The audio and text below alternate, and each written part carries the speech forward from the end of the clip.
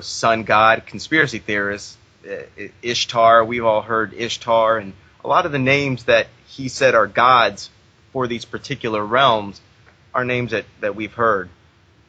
As for the gates themselves, the first seven are, I guess, what you would call the safe zone, and the last two are just like what you would call the abyss or hell. Oh, okay, that's interesting. And the abyss, of course, is something that the Lovecraft wrote extensively about in that sense, how to go into the abyss and things like that. And if you look at it more from a I guess objective point of view, would you say that it's all evil in that sense? Because when I looked at your presentation, I also got the impression that there's various instructions on how to contact, if you will, then a little bit more positive entities as well. It tries to give potentially a more balanced view of how the hierarchy exists in these realms. Or do you think I'm off when I mention that, Michael? No. What's interesting, and I didn't even know this for a long time. I knew it before I read the Necronomicon, but you can conjure up, allegedly, archangels, angels, and then your own personal guardian angel, and actually speak to these characters directly. And from what I gather, it requires you to pass through the 9th gate or the 8th gate in order to have to sell your soul to where there's no turning back. Something like that. But the first 7 can be the first 7 gates you can travel apparently without having to make any huge commitments. The demons are usually always the ones who execute spells. So it's evil in the way that because it's who it's doing, who's actually executing your wishes. Yes, I see. And who do you think is using who here, so to speak? Because this is always interesting. It seems that some of these human beings that are attempting some of this work are doing it to get earthly advantages in many cases. It seems like there might be more to this, obviously, and then there might be aspirations of eternal life or more power here on Earth or something like that. But in some cases, it also seems that the demons, if you will, then on the other side, needs us for specific reasons as well. They use us for different things. Maybe you can talk about that a little bit. We have the whole idea of energy or them using our emotional energy to kind of feed off on, if you know what I mean. Yes, well, apparently humans radiate some form of energy as we experience high-powered emotions such as fear, hate, lust. We radiate these emotions as some form of energy that they can eat. Also, they need us to open the gates because without us, they are forever stuck outside in the outer realms, in the abyss. So they need us in order to get them out every once in a while.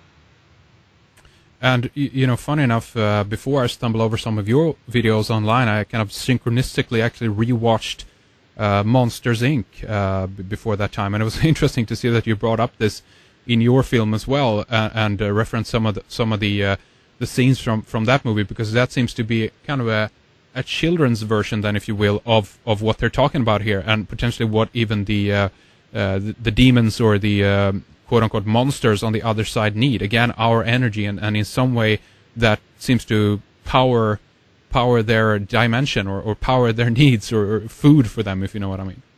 Yes, well, the Monsters, Inc., aside from the obvious all-seeing eye that's displayed throughout the movie, is another example of just hidden in plain sight where, as you said, it's a children's cartoon, but they're kind of telling you what's going on. A bunch of monsters arrive out of portals, they scare the crap out of you, and they drain you for energy and take it back to their place, It's just another example of them putting the truth in your face, and as long as nobody actually does the research, nobody notices it. What do you think the reasons there might be? Do you think the directors, if we go into a little bit more specifics on movies and Hollywood in general, are the directors in many cases aware of this, or do you think stories are handed to them, do something on this, it's being advised, if you will, then to put this into the mainstream and feed this information into the collective mind, if you know what I mean, or is there something else going on there? What do you think? No, they're definitely on the inside. There's a little bit too much truth to a lot of these movies that we see to have been a coincidence. I usually don't focus on the director as much as I focus on the writers who actually wrote the script. Yes. Because it is them who decided the comings and goings of the characters and their nature and their history and their relationships between each other. So when I'm looking for one of those stories, I usually go to the writers as opposed to directors or any other the actors. I don't worry about any of that. And they are doing it on purpose. This is not an accident.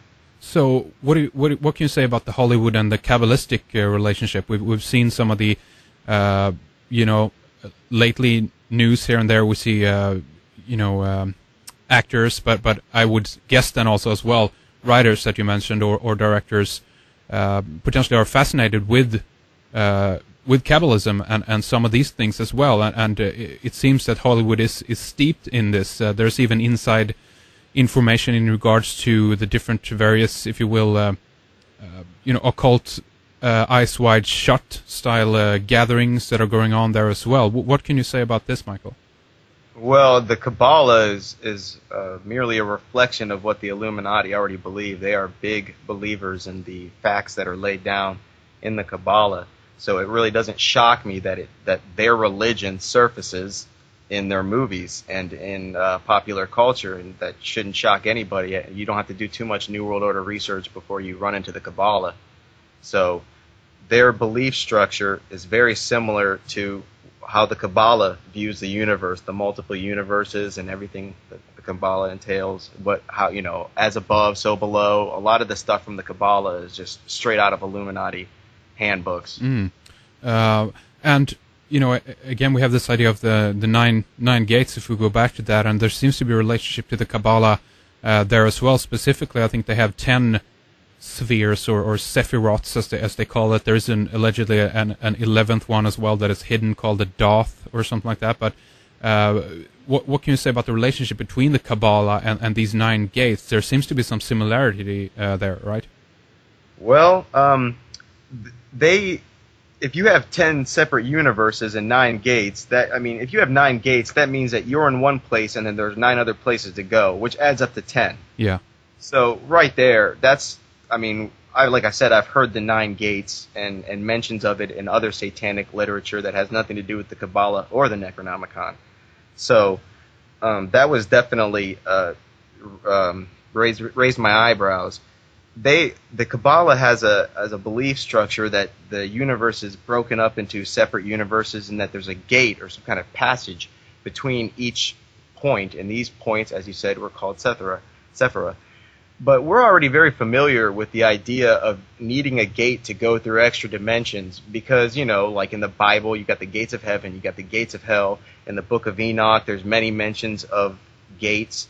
We're very familiar already with the idea of needing a gate as if there's a bottleneck point between dimensions, and we're very familiar with that already. So it's probably true. Very interesting. And again, it seems to be very much about opening these doors then. You brought up the example of Ghostbusters, for instance.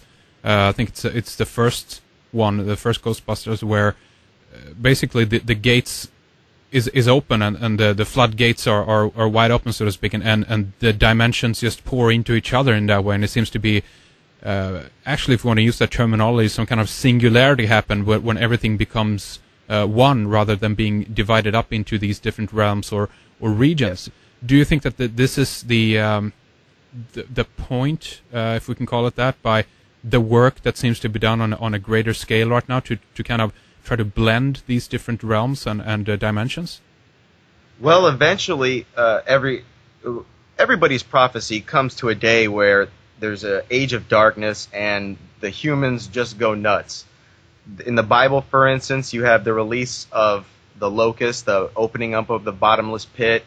In the Necronomicon, this was Azathoth and his group of demons. Yes, there is going to be a time where two dimensions are going to be free flowing between each other, and there's going to be quite a bit of chaos and quite literal darkness, not just figurative darkness throughout the world, but literal darkness. What do you think this